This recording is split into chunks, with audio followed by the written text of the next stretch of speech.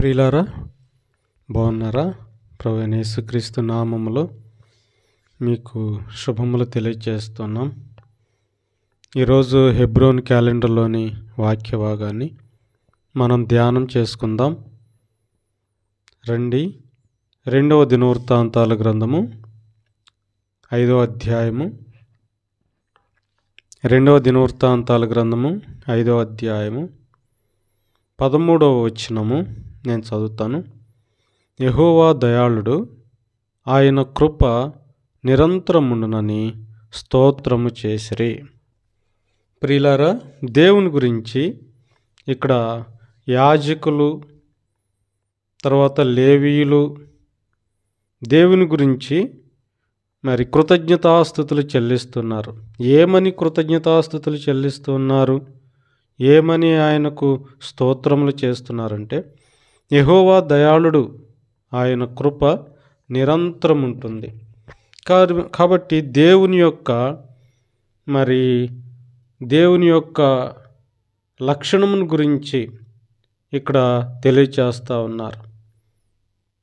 దేవుని మందిరము కట్టడం అయిపోయిన తర్వాత మరి దేవుని మందిరము ప్రతిష్ఠించబడేటువంటి సమయంలో ప్రియులారా, ఇక్కడ ఈ యాజకులందరూ కలిసి ప్రభువుని స్తోత్రములు చేస్తున్నారు, ప్రభువుని ఆరాధిస్తున్నారు, ఘనపరుస్తూ ఉన్నారు.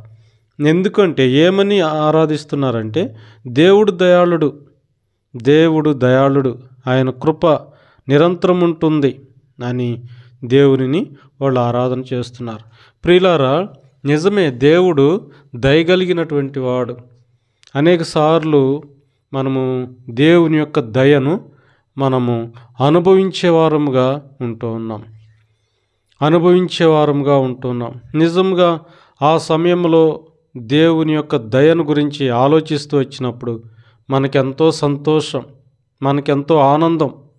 చూసారా ప్రియులారా, నేను ఒకసారి రోడ్డు మీద వెళుతూ ఉంటే నా ముందు ఒక చిన్నపిల్ల వెళుతూ ఉన్నది. ఇద్దరు స్నేహితులు చిన్నపిల్లలు వెళుతూ ఉన్నారు. అయితే మరి ఒక కుక్క అటువైపు నుంచి అరుచుకుంటా వాళ్ళ వైపు వచ్చింది. వాళ్ళ వైపు వస్తే ఆ కుక్కను తోలాము, వెళ్ళిపోయింది. అయితే ఆ అమ్మాయి, చిన్న పాప, ఆ అమ్మాయి అంటుంది, దేవుని దయ వలన ఆ కుక్క ఏమీ చేయలేదు అంది. ప్రియులారా, ఆ మాట నాకు ఎంత సంతోషాన్ని ఇచ్చిందో, ఎంత సంతోషాన్ని కలుగు చేసిందో ఆ మాట. దేవుని దయ వలన ఆ కుక్కేమీ చేయలేదు అని. ప్రియులారా, నిజమే, దేవుడు తన దయను మన పట్ల కనబరిచేవాడుగా ఉంటూ ఉన్నాడు. ఎన్నోసార్లు మన అనుదిన జీవితంలో దేవుడు తన దయను కనబరిచేవాడుగా ఉంటూ ఉన్నాడు. బైబిల్ గ్రంథంలో ప్రియులారా 86వ అధ్యాయము 5వ వచనంలో కీర్తనాకారుడు ఇలా అంటున్నాడు. కీర్తన గ్రంథము 86వ అధ్యాయము 5వ వచనము ఇలా అంటున్నాడు. ప్రభువా, నీవు దయాళుడవు, క్షమించుటకు సిద్ధమైన మనస్సు గలవాడు. ప్రియులారా, దేవుని యొక్క దయ ఎక్కడ కనిపిస్తుందో తెలుసా? దేవుని దయ వలన మనుషులకు ఏమి కలుగుతుందో తెలుసా? దేవుడంట, ఆయన క్షమించేవాడంట. తన దయను బట్టి మానవుని క్షమించేవాడు. చూసారా ప్రియులారా, సాధారణంగా ఈ లోకంలో మానవుల మధ్య ఉన్నటువంటి సంబంధాన్ని బట్టి ఏదైనా ఒక పొరపాటు, తప్పు జరిగిపోయినప్పుడు వాళ్ళు క్షమించటానికి ఇష్టపడరు. అంతెందుకు, మన కుటుంబంలోనే పిల్లలను క్షమించే విషయంలో, భర్తను క్షమించే విషయంలో, భార్యను క్షమించే విషయంలో ఏ మాత్రము కూడా ఇష్టపడరు. ఎందుకంటే ఆ కోపాన్ని బట్టి, వారు చేసినటువంటి ఆ తప్పును బట్టి వాళ్ళ మీద ఎంతో కోపం కలుగుతుంది, ఎంతో ద్వేషం కలుగుతుంది. అందుకని క్షమించటానికి ఇష్టపడరు. కానీ ప్రియులారా, దేవుడు దయాళుడు.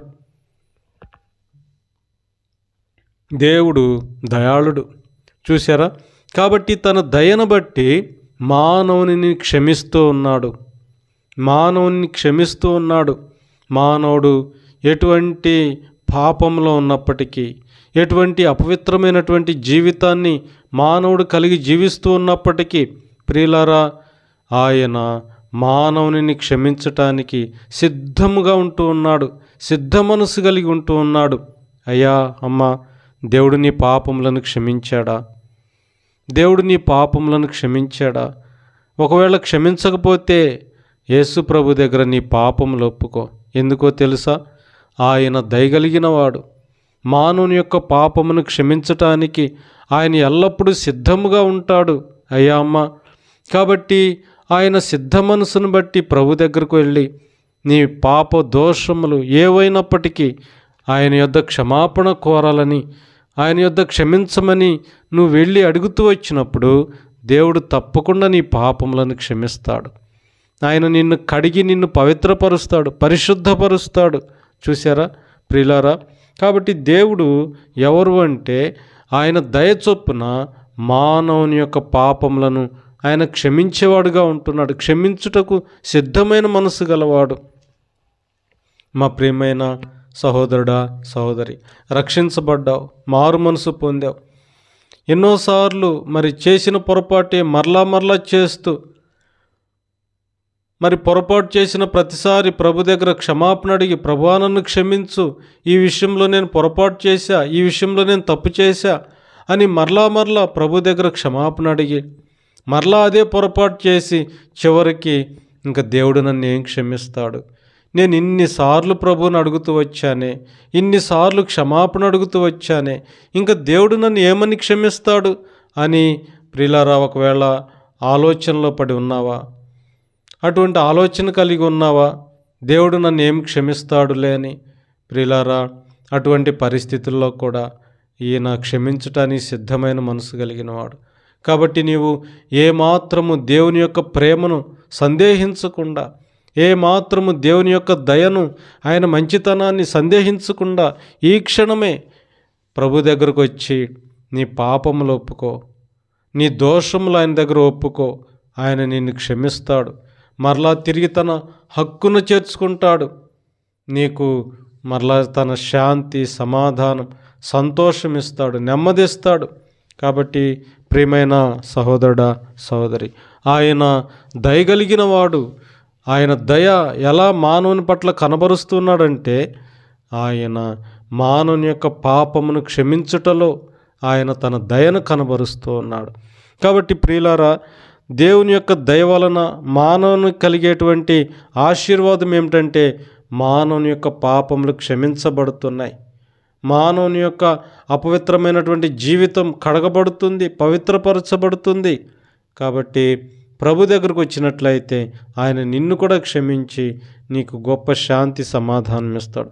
ప్రియులారా, రెండవదిగా దేవుడు దయగలిగిన వాడని చెప్తున్నారు కదా.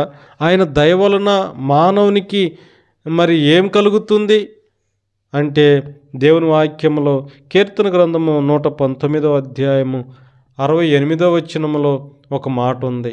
కీర్తన గ్రంథము 119వ అధ్యాయము 68వ వచనములో ఒక మాట ఉంది. నీవు దయాళుడవై మేలు చేయుచున్నావు. ప్రియులారా, చూసారా? దేవుడంట దయగలిగిన వాడై, దయాళుడై ఆయన మేలు చేస్తున్నాడంట. ఈ లోకంలో మానవునికి, ప్రియులారా, ఈ లోకంలో మానవునికి ఇంకొక సాటి మానవుడు మేలు చేయటానికి ఏమాత్రం ఇష్టపడడు.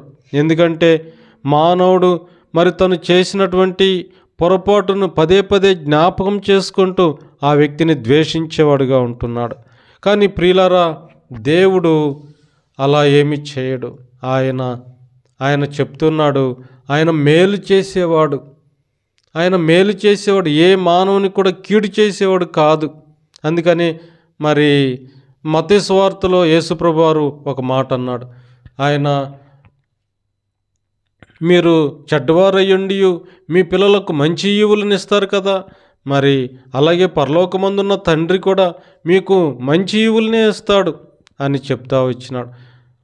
మీ పిల్లలు రొట్టెని అడిగితే మీరు రాతినిస్తారా? తర్వాత చేపను అడిగితే తేలునిస్తారా? అలా ఇవ్వరు కదా అని యేసుప్రభు చెప్పారు.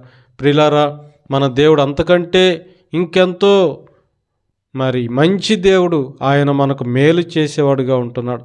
కాబట్టి ఆయన నీకు మేలు చేస్తాడు, నీకు మేలు చేసేవాడు. ఈ క్షణము ఈ క్షణమే ప్రియులారా ప్రభు దగ్గరకు రా. ఆయన నీకు మేలు చేసేవాడుగా ఉంటున్నాడు. ఎలాంటి మేలైనా ఆయన నీకు చేస్తాడు. ప్రియులారా, దేవుని యొక్క వాక్యంలో మరి లూకా సువార్త 6వ అధ్యాయము 35వ వచనంలో ఒక మాట ఉంది. కృతజ్ఞత లేని వారి ఎడలను దుష్టుల ఎడలను ఆయన ఉపకారి అయి ఉన్నాడు. చూసారా ప్రియులారా, ఎవరెవరి పట్ల అంటే ఆయన ఉపకారం చేసేవాడు, ఎవరెవరి పట్ల అంటే ఆయన మేలు చేసేవాడు అంటే కృతజ్ఞత లేనివారు, తర్వాత దుష్టులు. కాబట్టి ఎవరైనా కానీ అందరి పట్ల ఆయన మేలు చేసేవాడుగా ఉంటున్నాడు. మా ప్రియమైన సహోదరుడా, సహోదరి, దేవుని ద్వారా నీవు ఇంతగా మేలు అనుభవిస్తూ వచ్చావే. ఇన్ని సంవత్సరాలు నీ జీవితకాలం అంతా కూడా దేవుడిచ్చేటువంటి మేలును అనుభవిస్తూ అనుభవించావు కదా. దానిని బట్టి ప్రభువును స్తుతించవా, ప్రభువును ఆరాధించవా? కాబట్టి ప్రభు దయాళుడు, ఆయన కృప నిరంతరముండును, ఆయనకు కృతజ్ఞతలు చెల్లించుడి అని దేవుని యొక్క వాక్యం సెలవిస్తుంది. కాబట్టి ప్రియులారా, ఆయన దయ వలన మానవునికి పాపములకు క్షమాపణ కలుగుతుంది. ఆయన దయ వలన మానవునికి మేలు కలుగుతుంది, ఉపకారము కలుగుతుంది. కాబట్టి నీవు ఎలాంటి పరిస్థితుల్లో ఉన్నా దేవుని యొద్దకు వచ్చి ఆయన సన్నిధిలో నువ్వు ప్రార్థించినట్లయితే, ఆయన యొద్దకు వచ్చి ప్రభు సన్నిధిలో గోజాడుతూ వచ్చినప్పుడు ఆయన నీకు కూడా మేలు చేసేవాడుగా ఉంటున్నాడు. ఆయన నీకు కూడా శాంతి సమాధానం ఇచ్చేవాడుగా ఉంటున్నాడు, నెమ్మది ఇచ్చేవాడుగా ఉంటున్నాడు. కాబట్టి ప్రియులారా, దేవుడు అలాగున మనల్ని సిద్ధపరిచి నడిపించును గాక. ప్రార్థన చేసుకుందాం. ప్రియమైన తండ్రి యేసు ప్రభువా, మీకు వందనములు, స్తోత్రాలు చెల్లిస్తూ ఉన్నాం. అయ్యా, నీవు దయాళుడవని నీ వాక్యము సెలవిస్తుందయ్యా. ఆ దయ వలనే ప్రభువా ఇంకా మేము ఈనాడు ఈ విధంగా ఉన్నాము అయ్యా. అది కేవలం నీ కృప యేసయ్యా. అందుకై మీకు వందనములు, స్తోత్రాలు నాయన. మరి యెహోవా దయాళుడని, ఆయన కృప నిరంతరం ఉంటుందని నీ వాక్యం సెలవిస్తోంది. కాబట్టి ప్రభువా, అవునయ్యా, నీవు దయాళుడో, మంచివాడో దేవా, మంచివాడో నాయన. అందుకే మీకు వందనములు, స్తోత్రాలు చెల్లిస్తున్నా ప్రభువా. దానిని బట్టి లోకంలో ఉన్నటువంటి మీ ప్రజలందరూ కూడా మిమ్మలను స్తుతించేవారుగా, మిమ్మలను ఆరాధించేవారుగా అలాగున సిద్ధపరచమని అయ్యా మీ సన్నిధిలో ప్రార్థన చేస్తున్నాం. దేవా, కనికరించి దయ చూపించండి.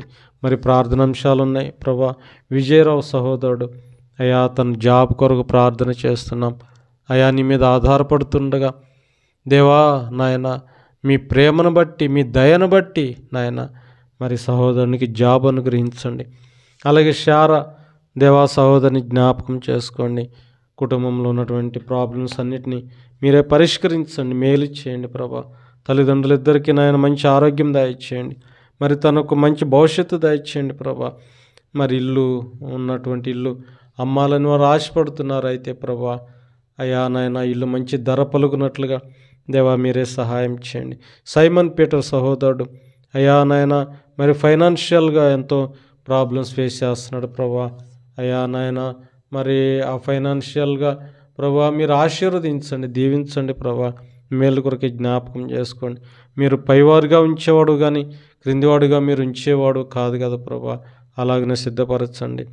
అలాగే ప్రభా, మరి పావని నాయన బిడ్డను జ్ఞాపకం చేసుకోండి. తన స్టడీలో మీరు తోడుగుండి సహాయం చేయండి. తన తండ్రి గారికి మంచి జాబ్ అనుగ్రహించండి. దుర్గాప్రసాద్ నాయన, తండ్రి తనకు రక్షణ కలుగచేయండి యేసయ్యా. మరి తన తమ్ముడు అక్షయ్, తను కూడా స్టడీస్లో మీరే తోడుగా ఉండి మహిం పొందండి. వందనములు, స్తోత్రాలు చెల్లిస్తున్నా.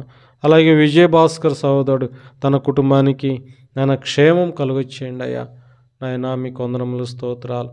ప్రార్థనలన్నీ మీరు విన్నారని, తప్పకుండా దేవా మీరు సహాయం చేస్తారని, మేలు చేస్తారని నాయన నీ వైపే చూస్తూ ప్రభువా ఇచ్చిన సమయాన్ని బట్టి స్తుతిస్తూ పగలంతా మీ కాపుదల భద్రతలో ఉంచమని ప్రార్థన చేస్తూ యేసు ప్రభు నామంలో ప్రార్థించి అడిగి వేడుకుంటున్నాము తండ్రి. ఆమెన్.